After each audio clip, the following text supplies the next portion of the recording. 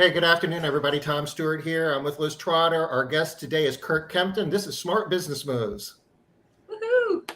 Hey, Curt, how the hi. heck are you, man? It's been a while. I am so good. You know what? I feel like I've been on an airplane every week for the last 6 months. Oh, wow. And life is about to start slowing down a little bit for me. I can't wait to just like spend more time with the people I love, including Tom and Liz. Wow, thank you. So, you're like taking vacations and going to the beach and other resort locations. I mean, that you're living the life, right? Well, I will admit to a couple. There were 2 vacations in there. I feel like they're well done.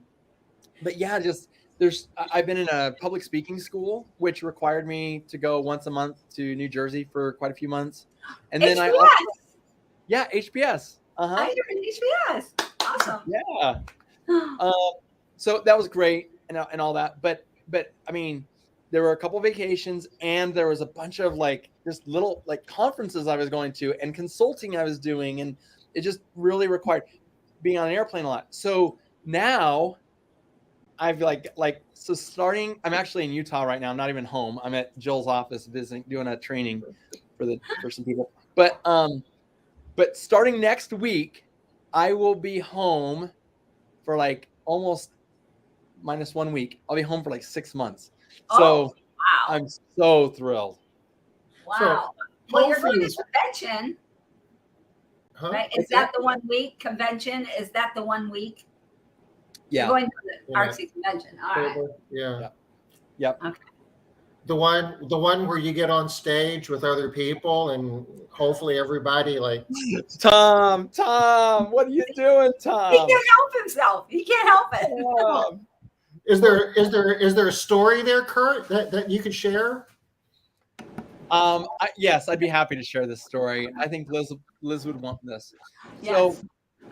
So at the last ARCSI, I was asked to speak, and I prepared this talk, got it all ready to rock and roll, and I had the absolute best presenter present me. Liz came up on stage. She goes up there. She's like, she is good at that. She really is. She brings the energy. She rocks. She's a pro. She does this like all the time. You know what? If she didn't do it all the time, I believe she did in that moment, because she gets up, she kind of like nails, like makes me sound like I'm worth $1 million. Everybody's going to walk out of that room just full of knowledge. I feel so excited to get up there.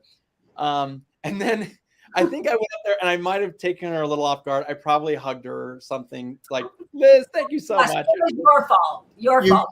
You pushed her. You just shoved her. And then when I was done hugging her, I shoved her as hard as I could towards the stairs. And I think she might have like bobbled one of the stairs on the way down a little bit. Liz, I'm so sorry. I do that to my kids because I love them so much, and sometimes I just forget. Oh gosh, thanks, Curt. That it was fine. I didn't even mind. I only bobbled that one step. That was amazing. Yeah. And I was glad it was just the one step and that nothing serious happened. Yeah. You didn't get hurt, Liz? No, he didn't break any of my ribs, unlike you, Tom, when you broke Oh no. Well, Liz takes me to Seattle and she's showing me around, her home state. We're down at some park with people smoking crack. And the next thing I know, Liz is laid over, like fell off the sidewalk, and the dress was over her head. And there was like some moaning. I mean, it was a scary moment for me. I still have nightmares. Tom, I can't believe that you are right here, lying out in front of all of these people. Tom, somebody's gonna strike you down. You better. Between Tom and I, Liz should like never go into public ever again. No, right? Oh gosh. Without being wrapped in bubble wrap, anyway. All right, you guys, let's talk about the topic, which is. But before we do that, Liz, you know what today is? Is it report day? It's Jolt's Day. Hey, I love Jolt's Day. All right. And I'm working off of one screen here, so I'm not sure. I can do this though. I am capable of doing this. All I right. can't wait to find out what Jolt's Day is. I'm Ooh, not on you're Facebook. I don't get to follow you because I'm not on Facebook. So this is going to be You're gonna love Jolt's Day. So okay. Okay. This is a report every month that the Bureau of Labor Statistics puts out, and JOLT stands for job openings. I should know this, and labor turnover. Okay. Okay. And the whole gist of this is, and they're always like a month behind. So the June numbers are the ones that they announced today. And guess what? The number of job openings has gone down by about 600,000. That's not a trivial amount. yeah, No. You know, last month it was a peak at like 11.3 million job openings, and there's only like 6 million people looking for jobs. So we were like last month, it was almost like 2 job openings for every person looking for a job. Great news. There's now like 1.8 job openings for everybody looking for a job. but better. You feel better? Yeah. Yes, That's what progress looks like. I'm telling That's you, right. that's actually great. it is. I agree, and it's gonna get better next month, right? Yeah. So it can't jump all in one month. Well, I Yeah. mean, And if gas prices are any indicator too, like they're following that same trend that, you know, there's been really good improvement going Yeah. drop in the price. Yeah, it's a lot of good numbers are moving in our favor. You know, it's just going to take a little bit of time. I think a lot of room for optimism here. You go down to leisure and hospitality, which is kind of the closest thing you can find in their data that, you know, reflects maybe a demo from the population that we hire, and it was like 1.45 million last month, and it's like 1.2. So that was a drop of like 200, about a quarter of a million just off of hospitality and leisure. So that's even more encouraging. Yeah. Tom, check those columns. Are you sure it's not 1542 down to 1451? You're right. I lied. Yeah, it's You gotta not keep good. an eye on me. 1.5 to 1.4. Okay. Yeah. Not as good, but It's still dropped, but about 90,000, I guess.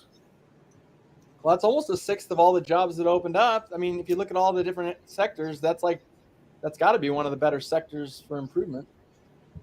I'm But, happy. yeah, we'll take that as progress. Yeah, absolutely. Absolutely take that. All right, so that takes us to What's our topic this month? leadership. That's right. Yeah, I'm actually really glad that we have you here as to jumpstart the month on leadership, Curt. I feel like you really, like, I'm serious. This is my serious face, right?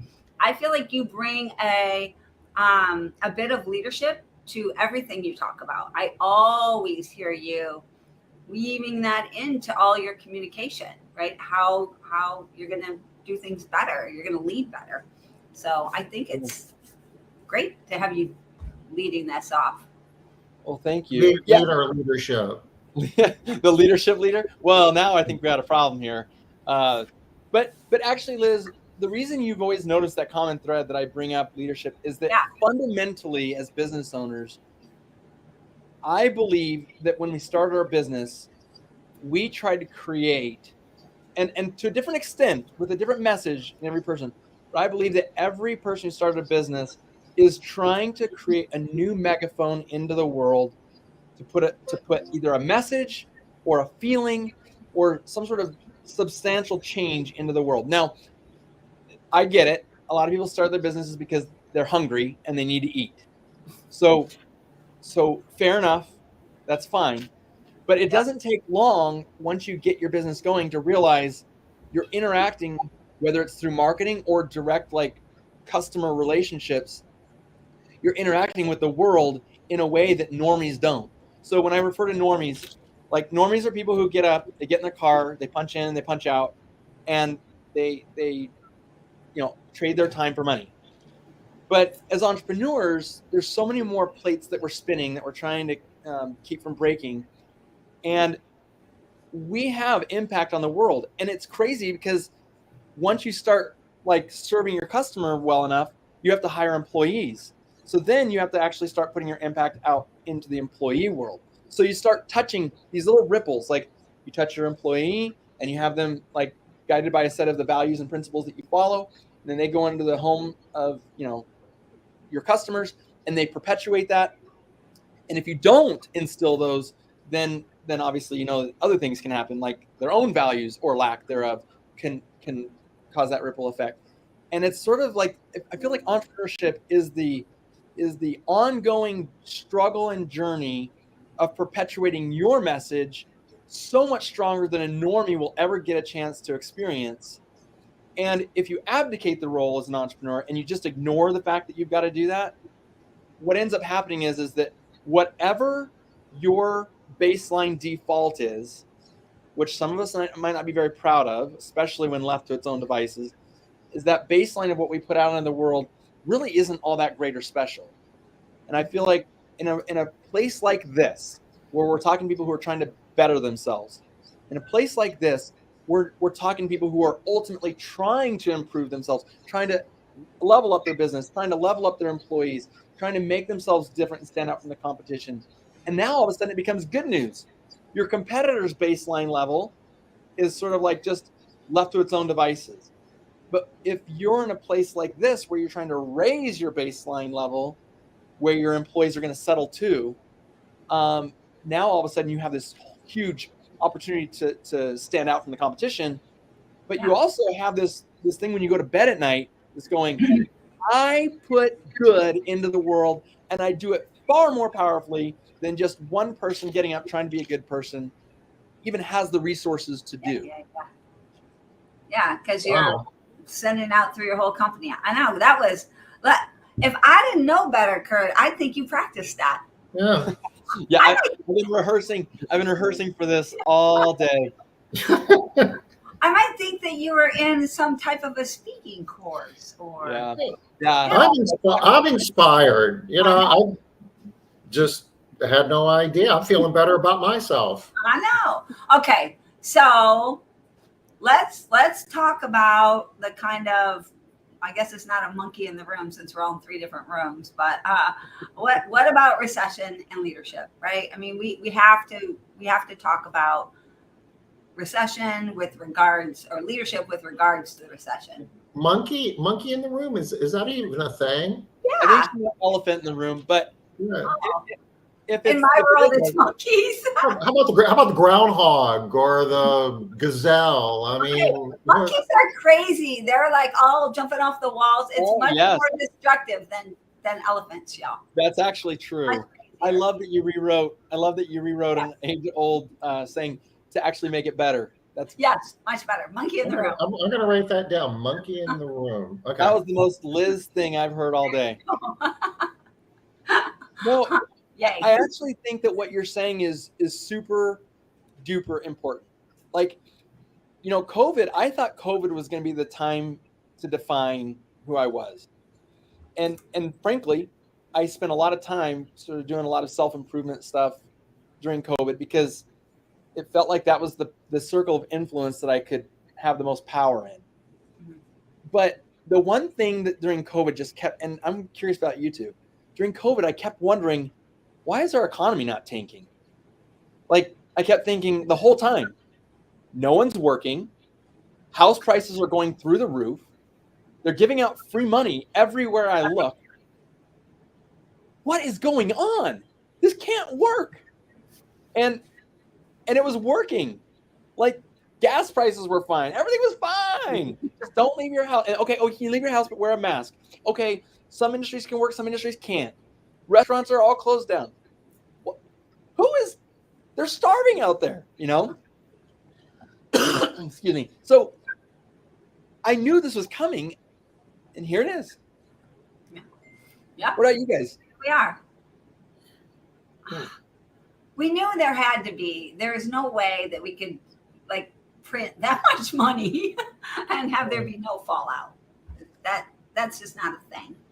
But still, I don't know. Then you hit the word recession, and it's just like, okay, now it's really here, and it's kind of like still people feel like they need to make like a bigger shift. People are like, oh, now it's here, now it's real. And I think it's a lot reactionary to just the word recession. It's like a lot of people don't even really have a clue what exactly that means, but it's bad. Okay? So it's interesting though. The traditional economic definition for recession is 2 consecutive quarters of negative growth, negative GDP, and we had that in Q1 and Q2, and there's still a lot of argument. Is this really a recession? The federal government is saying that it's not really a recession. They're pointing to the job numbers being so high or being so low, depending what you look at it. There's relatively no unemployment, and typically, recession goes along with a lot of people losing their jobs, and we're not really seeing that. There's still 1.8 jobs out there for everybody looking for a job. So, the stock market has been rocking over the last, several, last week and a half. Anyway, today was another good day. There's a lot of reasons to think that the economy really is doing pretty good right now. Yeah. So I think there's a lot of optimism out there. You can slice it so many different ways, but I think that the business owners that I'm talking to are ultimately feeling negative effects of the inflation and the and the job market, the way that minimum wage and living expenses are playing into like what it costs. And I feel like, to go to the term leadership, I feel like when I talk about COVID being a self-defining time, just a personal defining time, I feel like this moment is an opportunity for some major leadership defining times. Debbie Sardone talks about the buffaloes charging into the cloud, the storm versus away, the cows running away. At the end of the day, like, we know what we as leaders want in the big scheme. Mm-hmm. The way we're going to achieve it now is probably a little bit different than the way we previously envisioned. It's going to take creativity, and I feel like leaders not only have good ideas, but they know how to get good ideas out of others. And this show right here, this live, is frankly, the people who come here are looking for ideas, ways to get better. They're going to hone themselves, their teams, their companies, and very smart, talented people who value their time and want to invest it in things that will be helpful to them and make smart business moves, right? That's right. Yes. Absolutely. But it is true. But it is true.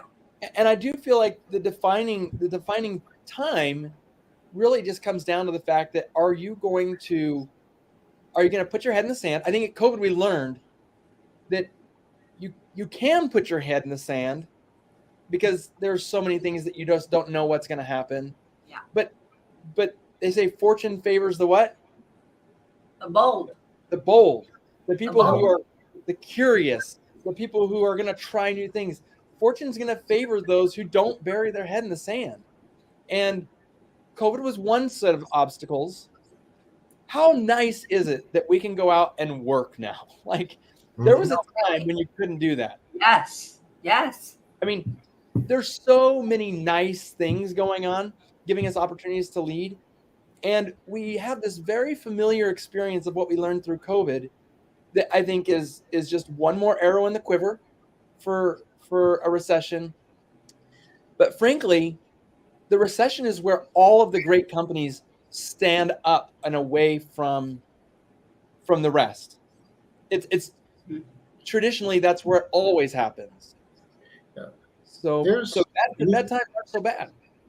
It's an opportunity, isn't it? I mean, what you described earlier in terms of taking the risk to be an entrepreneur and the people you're touching and the good and the value you're adding. I mean, it's easy to let the weight of the world beat you down sometimes, but you can't lose sight of the fact of the good that you're doing and the opportunity you have. And, this is a time when your competitors a lot of times will start hanging their head. You might see businesses going out of business, right? So Costing you very, very little money. Very little money. When someone's disincentivized to run their business anymore, and there's no more good help out there, well, they've got a customer list and a phone number and a website, and, and other assets that might cost you very, very little to take someone who's disenfranchised and help them out of their situation. help them out. Right. And help them out and help them get on to something that they would enjoy more and that is less stressful and harder for them or easier for them to move forward with what they want to do. Can you imagine doubling your business by like some sort of crazy little tiny payment plan with someone who's just tired? I mean, you could double your business and say, I don't have the cash right now, but here's what I'm thinking. Every customer on your customer list that I do a job for, I'll give you X number of dollars, and it fits into your profit model, right? Yeah. And you go, how cool is this? I don't have to come out of pocket for any of it, and I just doubled my business. Yeah. I've seen that happen. I've seen that happen more than once. Yep. Yeah. And we saw it happen a lot during COVID. So I'm wondering if, I don't know, what are your thoughts on this? Many business owners were really, really scared when COVID first hit, and then as it progressed, and it didn't get less scary for a really, really long time, right? People were living in this state of fear for so long. I'm wondering if the people who, worked through COVID and continued to try and grow their businesses and stay put, if they're just going to, or I guess we, right, all three of us at least, if we are just going to, just another blip in the road. It doesn't feel as big coming off of COVID as it did. No, it really doesn't. It's not as scary. It's not as scary. Once you but here's what it is it's tiring. And I think that those people who are tired become very incentivized sellers. So, one of the things that I think is really interesting as we talk about like doubling or tripling your business by just this acquisition model, if you're in a position where you've done something great and you're in that mode where you're grinding and you're pushing your business forward and you've got systems in place, congratulations to you. Blessings to you. I hope you know how blessed you are. That's great. But for that person who's been hanging on and just doesn't want to keep doing this anymore, they didn't want to sell to you when the economy was fantastic. They don't want to sell to you when it's really easy to hire employees for really low wages. Right. They're not interested. They have a money tree that just perpetually puts out money. And when they're tired of tending to that tree, taking care of it, and the tree maybe doesn't have as much fruit on it hanging as it was before, that's where you find the incentivized people. So I'm just speaking to those people who have done the work ahead of time, who still have the strength and the wherewithal, that are doing great things. Like, Merry Christmas. Here's your recession. You're very welcome. Comparing this to COVID is COVID was an unprecedented event. We really didn't know how that was going to turn out. No. We've had recessions in the past, and we've gone through some, and some have been worse than others, but we know what's on the other side of a recession. Right. Well, and we know there is another side with COVID. Ooh, yes. The uncertainty. It was unprecedented. Yeah. And you know what, Tom, that point, isn't it easier to lead when you know what the outcome is? Like, absolutely. Come on, everyone, courage, troops. We know what's beyond, like, okay, like, because you've got the conviction in your voice to know that recessions come to an end. Yeah. Okay, so this one you guys won't be able to relate to as well, but our women watchers will. It's kind of like having a baby. You know what? If you are, and bear with me here, pun intended. All right. So when you I've had children before, Liz. I know what it's all about. oh yes, Tom, you absolutely know. Hardest Okay. 4 9-month cycles of my life. Go ahead. Let's say birthing a child. All right. So birthing a child, if you had that amount of pain, regardless of how strong it is. Being a coach and the breathing, that whole, you think that's a walk in the park? Go ahead. Finish your point. I've also been a coach. So yeah, it's pretty darn easy actually, if you want to talk about it. So, but if you're to have that level of pain, however hard you think it is, okay? When you're going to get a baby at the end, it doesn't really matter while you're in it, you're at the end, you're going to get a baby, right? So whether I'm in labor an hour, 4 hours, 3 days, whatever, however long it is, at the end, I'm getting a baby. It's doable, totally doable. People keep having babies, right? They're not stopping having babies. But if I'm in this crazy amount of pain and I don't know what it is, I'm scared, I'm panicked, I want the ER, I don't know that I'll make it through. You hear people when they're in tons of pain, they're like, I just want to die. I just want to die. You never hear anybody in childbirth saying there's certainty in death. Yeah, absolutely. Because you know what you're getting at. There's an end. So same thing here with recession. Right?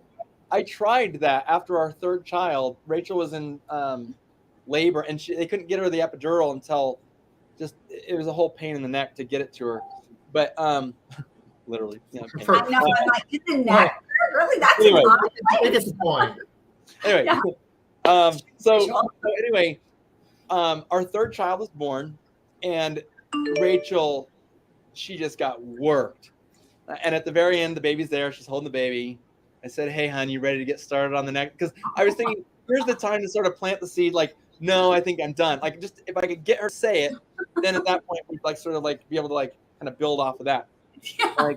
And I'm like, so I guess this is probably it, huh? I'm like, guess we're done. And she's like, I think I could do one more. And I'm like, you haven't forgotten yet? They get easier as you have more, Kurt. It gets easier. Well, that one was the hardest one for sure for her, but and luckily our fourth one actually was.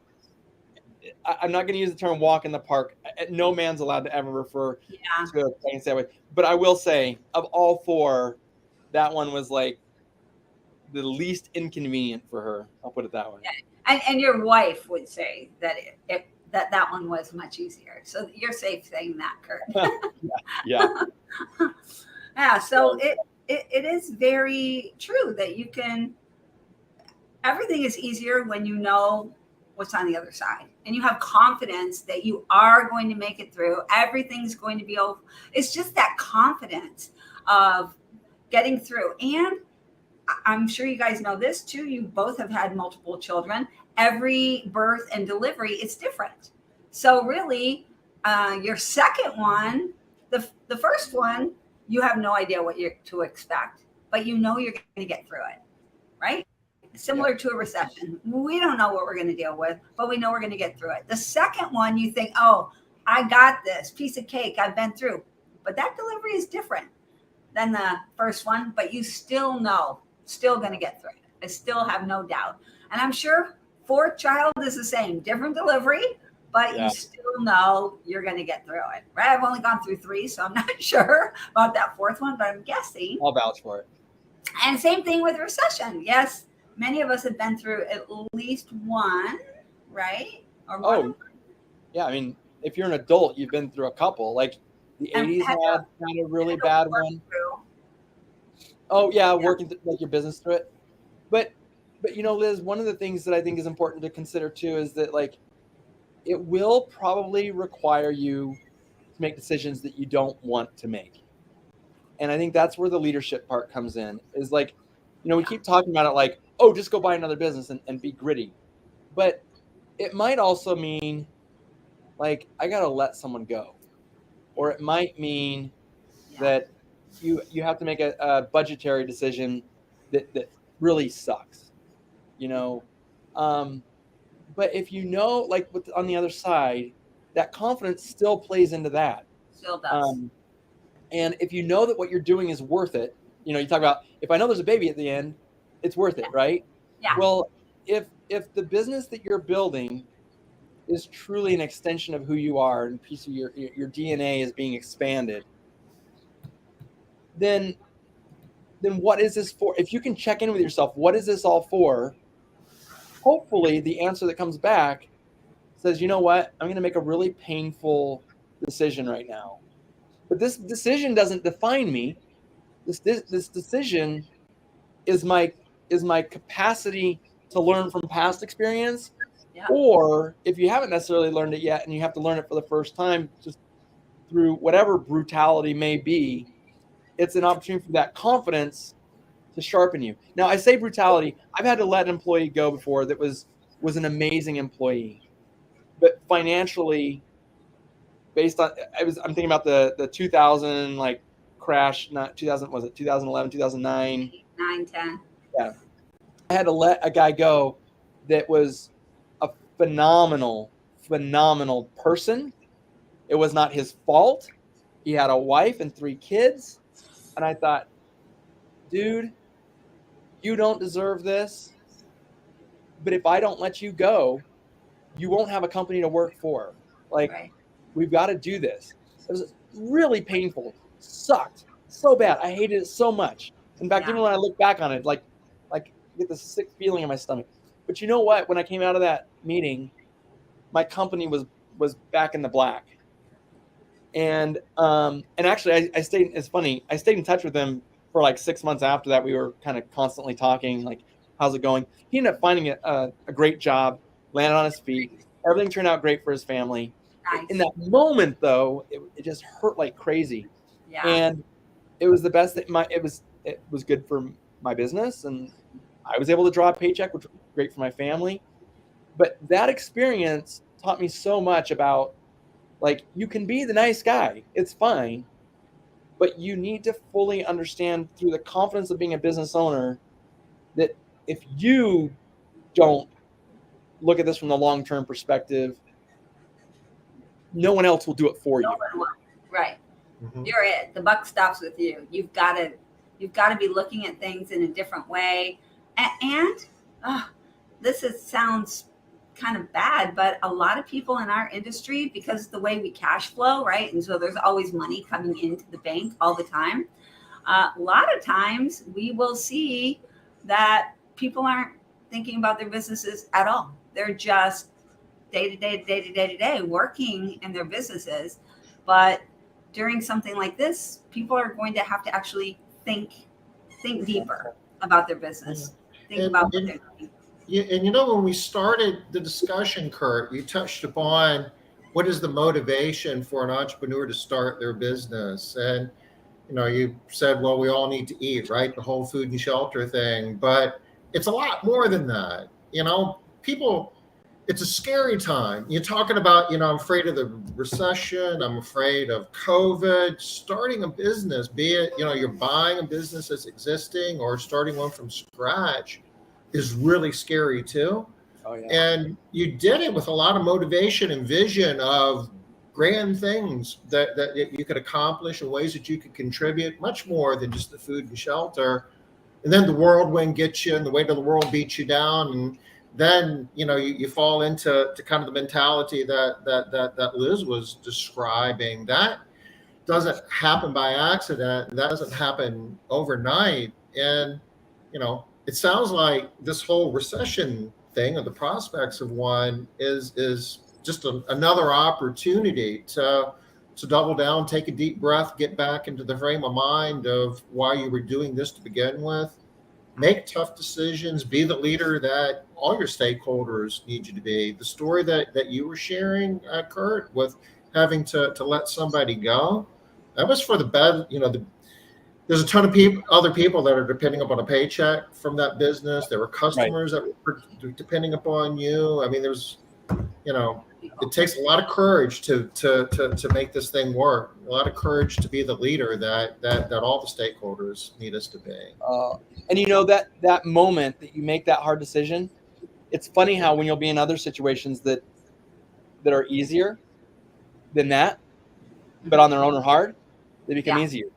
It's those decision-making muscles that you build up. And to be honest with you, probably, and I hate to say it because I'm just remembering how terrible that day was, but I hate to say it, that was probably one of the best growing leader experiences of my entrepreneurial life.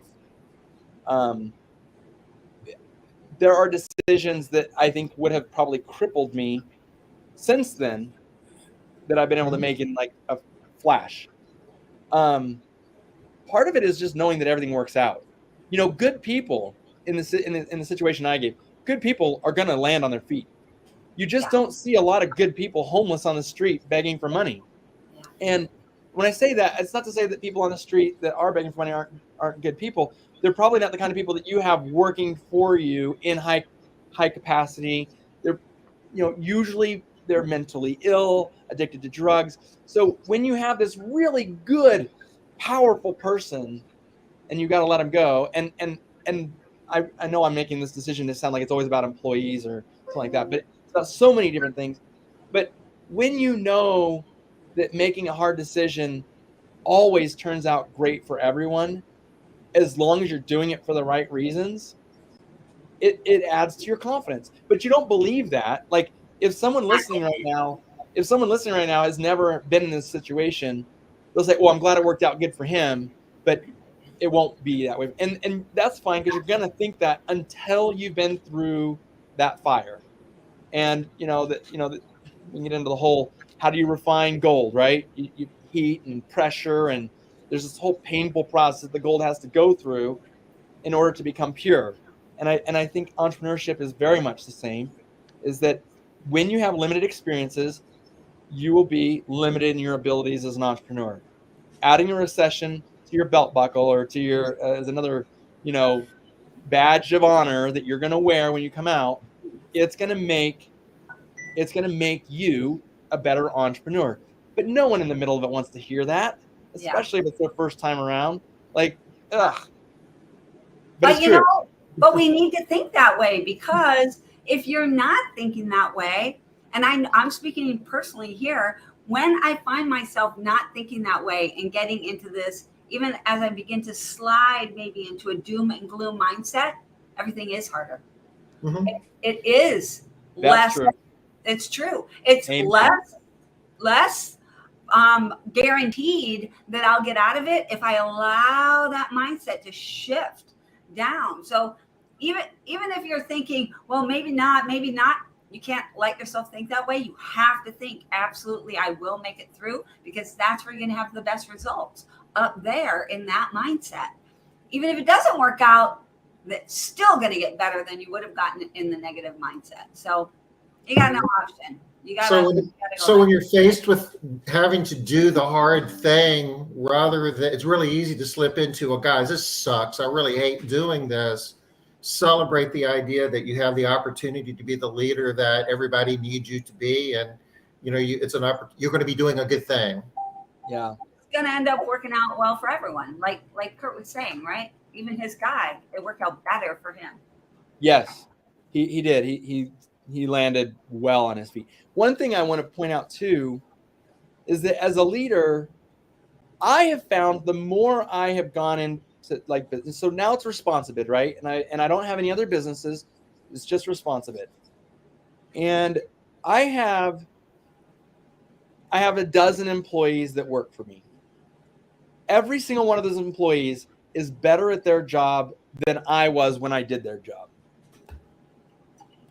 And I feel like this is like one of those times when you need to reflect on that, is as we go through this recession, your duty as a leader is to get people to their highest and best purpose for the good of your organization.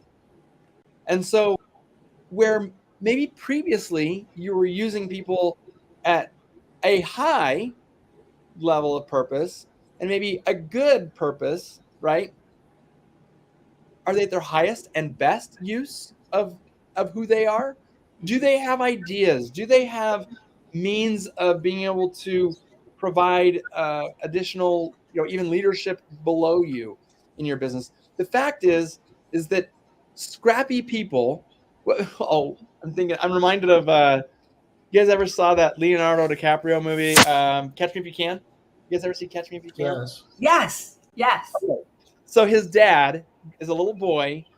He had this story. He'd always tell him. He never even had to hardly finish it because 2 mice fell into a bucket of milk, cream, right? And he says one mouse went in and he felt overwhelmed and he drowned. The other mouse, he fought and fought till he turned that cream to cheese and he walked away. I feel like that's another really cool thing is it's not just personal that in these hard times that you can turn that cream into cheese and walk away. You can do that for your team.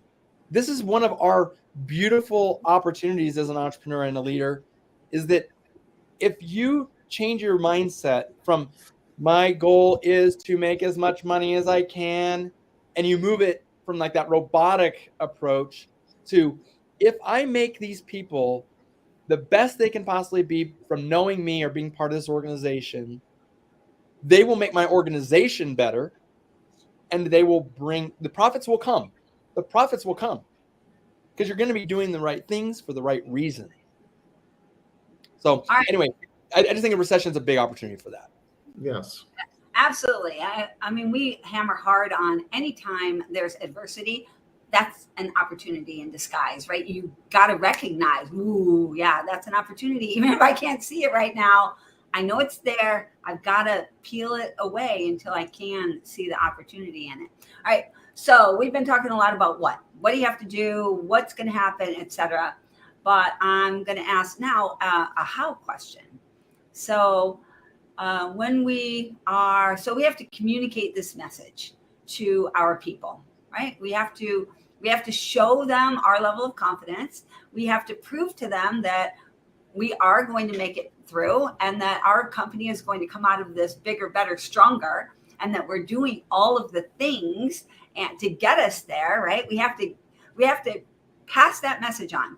How do we do that? What are some of the things that we have to say? How often do we have to talk about it? Let's dig into how just a little bit. Oh gosh. I think so the cool thing is, I believe, and I'm actually curious if you guys have any thoughts on this too, but I believe that the best part of entrepreneurship is that there isn't a big thing. There's a bunch of little things that add up. It's the beauty of your DNA. It's like millions of tiny little, billions of little things, right? Yeah. So what you're saying, Liz, like we can make a pretty nice long list, and I think it'd be really cool because people could carry them out in different ways. But the first way I think you hit on is the mindset, and then letting that mindset drive you. You're going to have to be intentional about this. You're probably going to do things differently than you've done them in the past. So it's going to require you to change your habits. The first way I change a habit is I get a piece of paper down and I start writing down what I want to stop doing and what I want to start doing, or what habits I want to stop and what habits I want to start.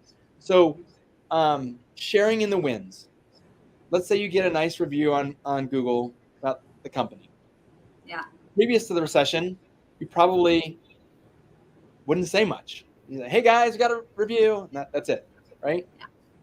But now maybe you want to stop that habit of just trivializing it, and you want to have some sort of like really personalized way that megaphones it out to all the employees, or at least elevates that good news. It's a tiny, tiny thing. It's like almost inconsequential. But when somebody's wage was able to rise this much, but the cost of living has risen this much, we've got to start figuring out how to sort of like reimburse that gap. Yeah. With the way inflation's working, we're fighting like crazy to raise our prices and get them up to where rent requires it to be now, but it's a process. And so reimbursing that gap might require like pulling someone aside and just saying, I need you to know that your name was in that review. I am beaming right now. Like, it doesn't cost you any money and it's tiny, but now add that to the fact that you are spending 15 minutes a day talking to people about maybe transparent things that you as a leader never shared before. Maybe now you're going to start talking about I used to spend this much money on marketing. I can't spend that much on marketing anymore. I need you to put flyers in the 10 doors nearest the houses that you're cleaning right now. We need you. We do. Right? We need you to do this. So we were doing 6. It's not enough anymore, y'all. We need to do 10 now. Right? Yeah. We used to do a 6-pack. We do a 12-pack now. We gotta get up there and we gotta do it more.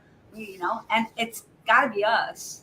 Yep. So we talk a lot about this idea, matter, meaning, measure, and autonomy. And I think that this is where matter, meaning, measure, and autonomy can really make a huge difference, because it fills that gap, right? We can only get to here with money, but especially right now, there's all of this movement, and people are feeling like, where should I go? How do I, there's just so much uncertainty everywhere still. And the recession is not going to make that a whole heck of a lot better for a lot of people. But we can fill that gap with showing people how they matter to us and to the company, showing them the meaning that we're bringing. That's right. Then, giving them that measure of, look, before we did this, now we're doing this. This is amazing. Even if it's only this much, we thought we were going to shrink. Look, we're doing better, right? And then right now, how important is it for people to feel like they need autonomy more so than any time in the past, or in the recent past anyway, that I know about. So we have a great opportunity. Well, actually, in the age of COVID, you look at all the people who are working from home. Yeah. And you go, hey, you can't work from home. Not when you're cleaning houses. But here's some autonomy. There is something to be said for that trust and that autonomy. Like, I really am glad you brought that up, because I remember making a couple changes that we made in our cleaning company that allowed people to have dictation over their own raises and how fast they would onboard themselves into the company and go through the training and stuff. And we had the certification process. I'll tell you what, that was that autonomy that came along with it was maybe the biggest attitude shift that I was able to, and I did some crazy stuff. We did customer parties, we would have parties for our customers that we'd invite them to with these big celebrations and stuff. And we would do all sorts of crazy stuff. But I'll tell you what, giving them the autonomy over themselves was, I just can't think of anything that we did that brought more attitude shift in a positive way than anything. Yeah, that was it. Yeah. Autonomy is so huge, such a empowering thing for people. And it seems like that's something that's going to be needed as we're working through this recession.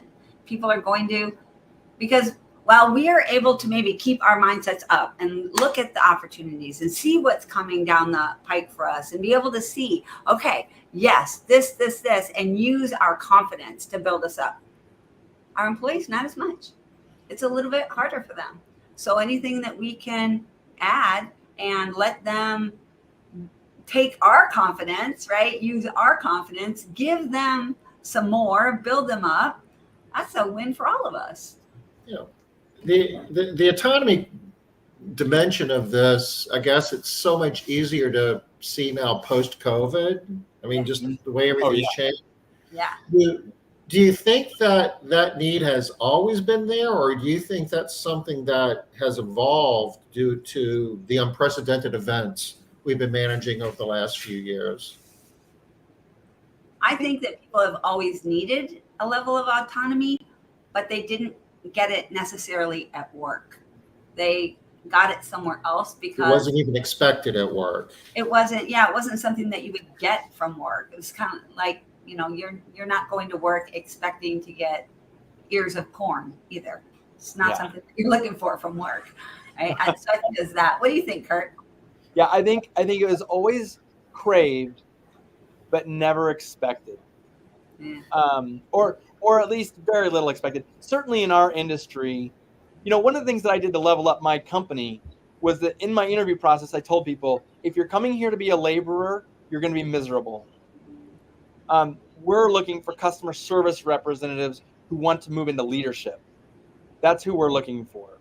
And if you just want to be told what to do every day, And if you want to stand out in the hot sun and just wash windows and pressure wash buildings and like inhale chemicals, you're going to hate it here because that's not what we do. That's awesome.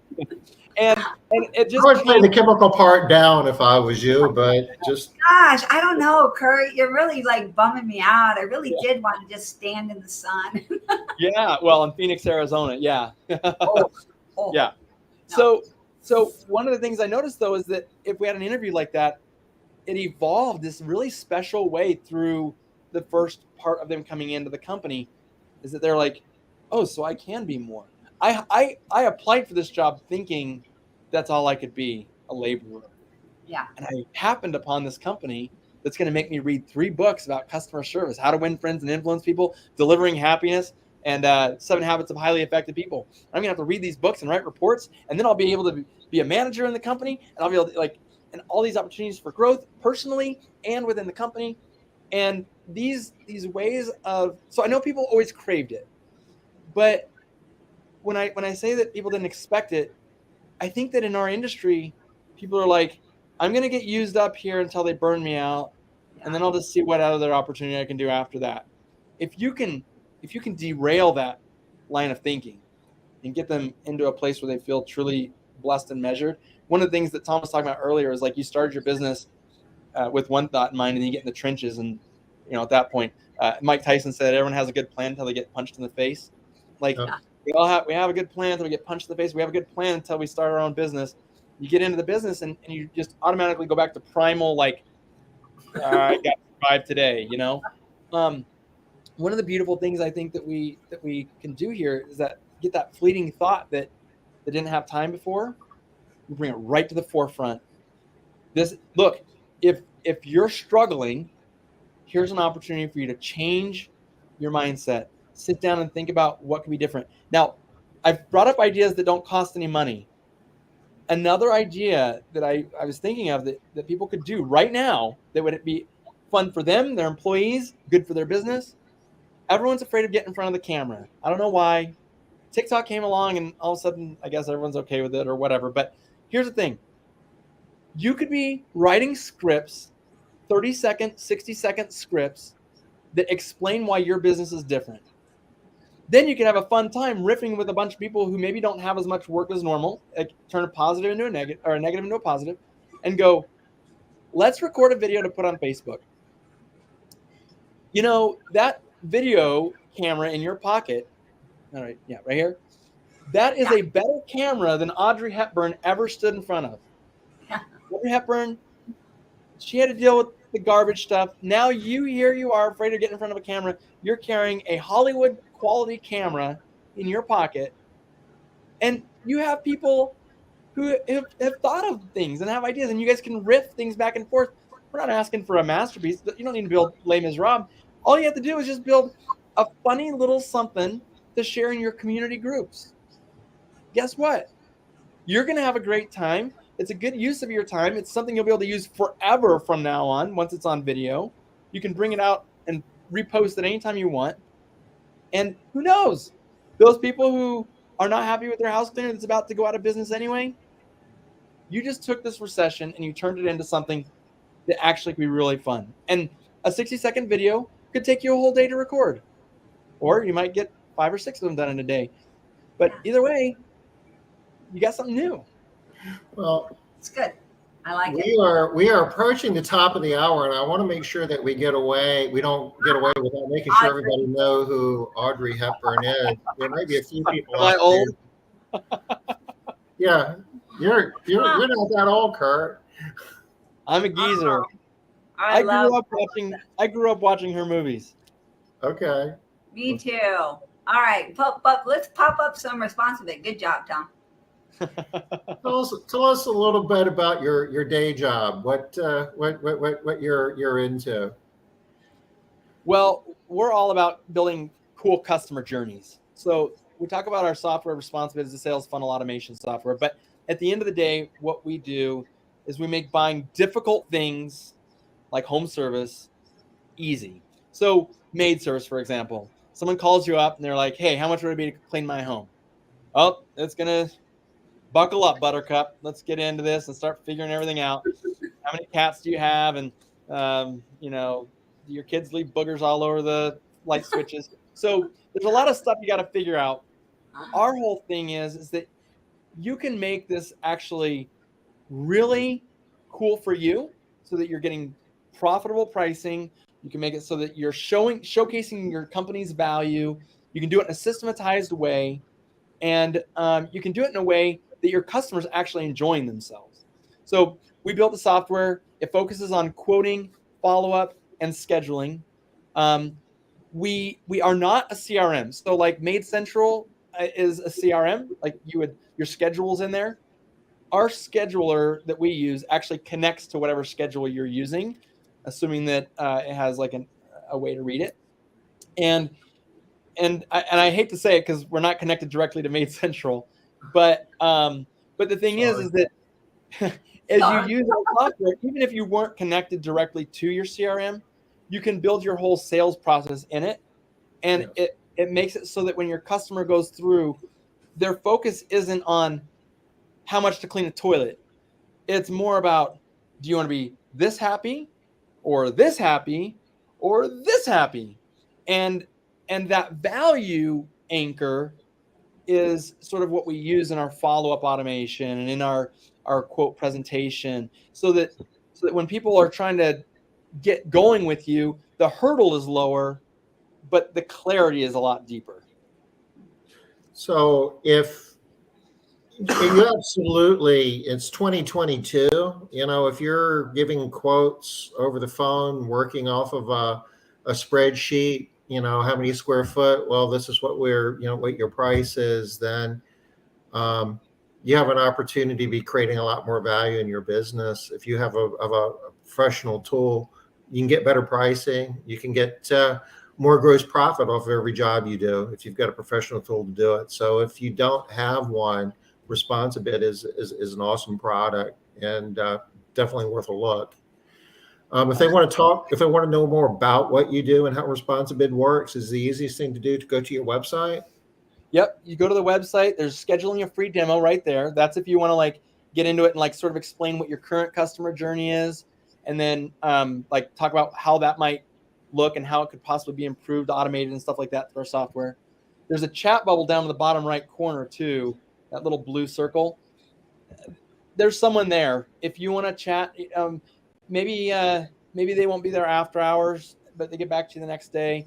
But one of the things people are most proud of when they talk to us is that, wow, your customer service is amazing. If you read our reviews on Google, like there's almost not a single review that doesn't bring up our people.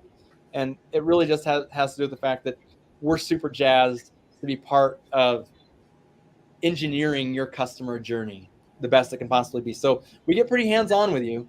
We have a whole team trained specifically in helping you to sort of download your brain and break it down into what your journey is, and then help you systematize how it actually will be implemented. Well, and just a quick comment, because I know we do have to go, Tom. But I talk to a lot of business owners that use or have used Responsibid, and this is a huge testimonial that I've never heard one business owner have anything negative to say. Never, not one. Have you, Tom? No, I have not. Never. Well, we did just get our first 1-star review on Google. If you guys want to go read it. Really? For what? Yeah. Well, you know how it is. When you serve the public, there's always going to be someone that's pretty pleased. I'm so shocked though to hear that, because I've never heard anyone. Actually, I'm kind of proud of it. And here's why. I knew someday, somehow, this was going to happen. Someone's going to leave a negative review. Yeah. And I didn't know if my heart could handle it. Like, okay. But I responded. Actually, me and 3 other people on the team were very careful to like respond properly and sort of like call out where the balls did get dropped.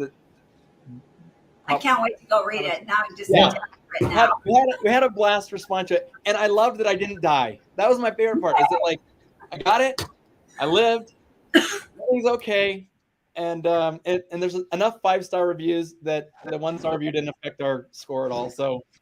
All right, we got to end on that note. We're all glad that Curt did not die. Well, having run a cleaning service, I'm sure this isn't the first experience you've had with somebody that was less than completely pleased, and Yeah. you kind of knew that you would be able to handle it. So Yes, you passed that test a long time ago. it hadn't happened in my software company yet, so that's why I was like, oh, it's been like a decade, and I just haven't had one. It's been a while since you've had that experience. Yeah. It's like riding a bicycle. Yeah. Right. Curt, Review. thank you for joining us today, kicking off Leadership Month. Yeah. You're awesome. You truly are. We love all of our guests, but some more so than others. And you're a pro. Yeah. I look forward to seeing you in October. Super excited. In Las Vegas, not Las Vegas. We're in Chicago this year, right? Chicago. At ISSA. Yeah. We'll be back next Wednesday, 5 o'clock Eastern. Smart Business Moves. Until then, you guys take care. Bye-bye. Bye, y'all. Bye.